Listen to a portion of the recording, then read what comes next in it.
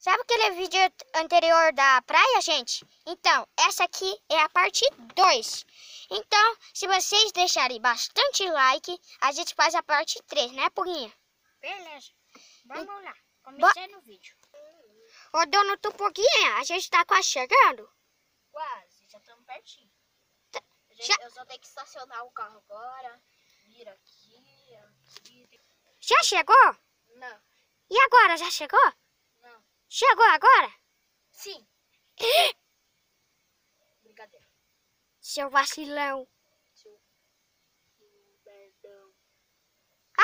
O seu filho é tão magro que ele parece o seu palito de dente. Eu nem tenho filho, seu bobo. Ah, chega. Então você nem vai mais pra praia. Não, eu tava brincando só. Pode continuar a viagem. Bora? Bora! Bora arrumar as coisas lá dentro da casa. Sim, porque você vai me ajudar a pegar as malas, né? Sim. Cortou? Cortou.